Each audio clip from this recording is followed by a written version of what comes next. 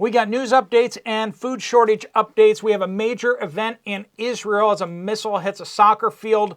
Casualties. We covered that this morning, preempted this update for that, but we will give you the Cliff Notes version of that on this video.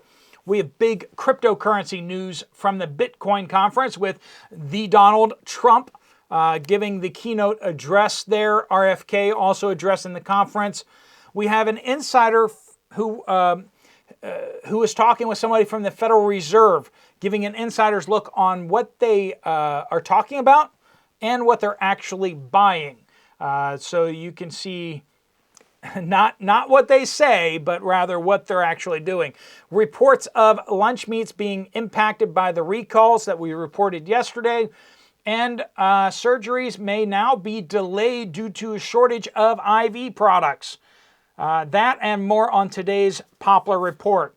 Welcome to the Poplar Report. I'm Steve Poplar. I'm an accountant by trade, and these are your updates that you guys are sending in. If you have something that you'd like to share with us, please send it in by using the word update in your comment on this video or on any video on this channel. Please give us geographical locations as you can.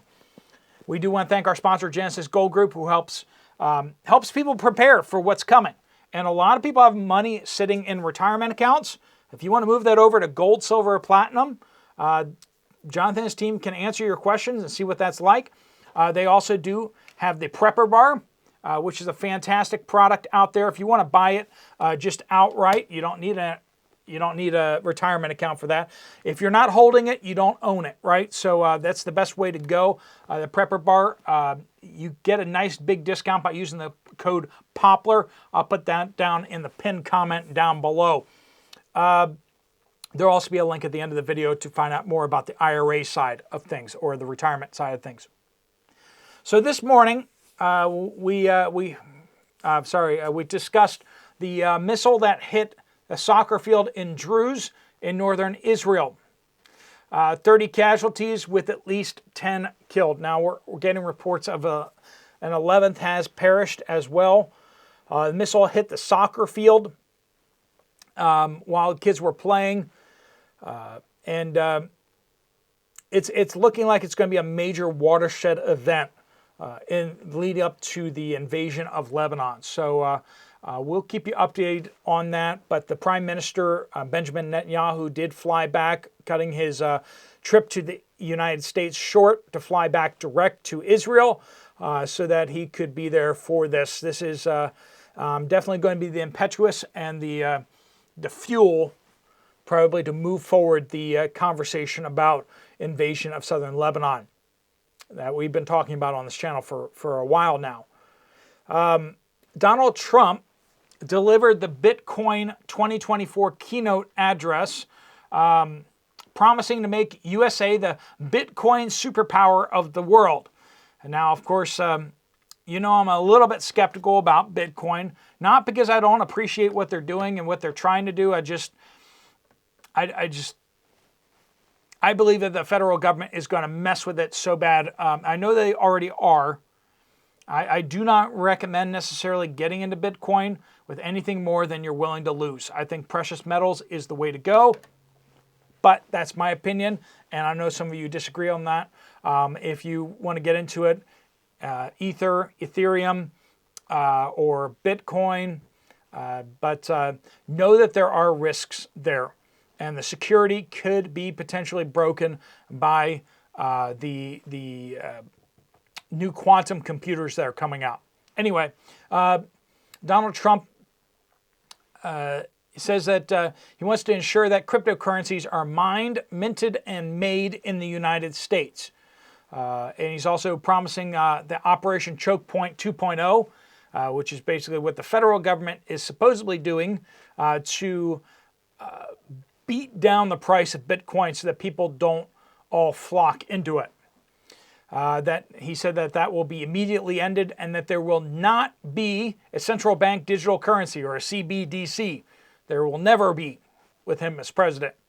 RFK also addressed the body, promising to start buying Bitcoin every day from the federal government if he became president, and that he even said that President Trump would probably start buying Bitcoin as well and making a Bitcoin Fort Knox strategic supply of Bitcoins, essentially. So, yeah, definitely something to keep an eye on out there. Bitcoin has already been reacting positively to these speeches. The Democrats have decided to be anti-Bitcoin. So, yeah, there's that. This is from Ken. Aldi's in the Villages, Florida, between Orlando and Ocala, does not have ham and turkey packaged lunch meats. We get it every week. When the clerk asked if we had everything we wanted, my wife said no and explained the clerk had a knowing look on his face but did not answer because of the lunch meat recall from Boar's Head. We do have upcoming in this update, we have an interesting report from one of you guys about what you're seeing with illegals basically taking over hotels. And we also have, like I said, we have some information from the Federal Reserve from one of the armored truck drivers that was discussing some things with them. Diana says, well, folks, I'm finally seeing some shortages here in Colorado. I get groceries delivered from King Soopers, which is Kroger essentially, and they had half and half this week. Half there, half not there. I went to the small Walmart near me, first time I've been to a grocery store in 4 months, and they only had a few quarts. I paid more for a quart than I usually pay for a half gallon. Wasn't paying attention to anything else. Curves says, last year at this time we were selling plums from our plum tree at our yard sale. This year the tree has zero fruit, southeast Ohio. Lots of gardening issues out there and fruit tree issues. I'm definitely seeing that here. L&L from Rochester, Minnesota. Gardens are not producing zucchini, squash, onions, etc. They blossom but not producing anything. Sarita gives us an update from Northern California. We just paid $11 per pound for hamburger meat here in Northern California. That is crazy. UJ, northeast of Knoxville, I was at a CVS today picking a few things up for my mom, and I've gotten to know some of the sales associates. Today I noticed they finally had the tooth repair kits back in stock after being gone for about 4 or more months. They had locks on them and the tubes of Oragel as well. I asked the associate for one, and we got to talking, and she said that they had to lock them up because people were stealing them. And that wasn't the only odd item that she said that they were stealing. Fake eyelashes.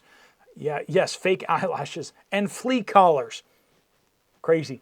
She said one man even took a pair of scissors out of the packaging in the store and used them to open up a flea collar box and remove the collar. They put locking devices on them, and they still tried to steal them by tearing down the shelving. So they just took them off the shelf completely. I get the tooth repair kit and even the collars, but scratching my head about the fake eyelashes. Anything that they can sell. Anything that they can sell. That's really what it comes down to. Now, if you don't have some flea collars, you might want to get some flea collars.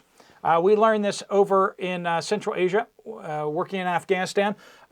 You wear a flea collar on your right wrist, and you wear a flea collar on your left ankle, and that kind of keeps you protected against fleas, which is a really big deal in Afghanistan as well as other places. Fleas are a real big problem, and they spread like wildfire, and especially where people aren't bathing all that much. Do you think during SHTF you might have some problems with insects and such? You might. Ticks, fleas, all these things. Those flea collars do have toxic stuff in them, but those fleas and ticks also have some nasty stuff in them when they bite you. So pick your poison. I'll just say this, that relief workers that I knew and people I was around wore flea collars, and yours truly as well. That's just a tip of trick that you won't hear out there in the real world. But make sure you are washing your hands very cleanly, especially being exposed to the flea collars. you do need to make sure that none of those chemicals are on your hands when you eat. Standing on Faith says, North Florida Panhandle. Corn on cob, absolutely sad. Could not find 3 that were worth buying. Burger meat up in price, $12.93 for 2 pounds. So not quite what it is in California, but still up significantly. Sugar, oil, and vinegar low. All dairy and eggs up in price, but plenty available. Helens says Australian hospitals may have to cancel surgeries due to a critical shortage of intravenous or IV products such as saline due to supply chain issues. Now, we're not hearing that being spread outside of Australia. It does appear to be an Australia issue right now, but we will keep our eyes on it. New York City Patriot says, I normally just listen to your reports, but I am so outraged by what I just encountered that I urgently need to share this with you and your listeners. Currently, I'm traveling on vacation from New York City to Miami. Each year, we drive and stop overnight in a few cities to explore new places along the way. During our 19-hour drive this evening, as we were arriving our hotel, Holiday Inn Express in Savannah, Georgia. Now, if you know anything about hotels, Holiday Inn Expresses are not the cheapest ones out there, right? I mean, Holiday Inn Express is really nice. I'm more of a, roadway inn and that type of, I don't know. Anyway, so we noticed large groups of single migrant men in contracting attire outside the property. While at the front desk, as I was about to check in, I asked the front desk worker point blank, are there migrants staying here? Sheepishly, she said yes and explained the following. There is a contractor that hires the migrants from other states such as New York City and brings them here to work construction jobs that the contractor has. I was so angry. They are importing illegals to work construction jobs in Georgia. So apparently no Americans need jobs. I was told that for the inconvenience, if I still wanted to stay, I could have a reduced rate and stay on a migrant-free floor. I was told if I wanted to avoid them, not to eat the complimentary breakfast because they take over the dining area. I wonder who's paying for their $172 rate per night and what hardworking American is out of work now. That is infuriating. Texas Stetter, urgent update. I work for one of the big 3 armored money transporting companies. We work directly with the Federal Reserve. I've just been put on a project with the Dallas Federal Reserve to test the feasibility of using a cryptocurrency as a possible replacement for cash using attachments to existing ATMs and cash safes.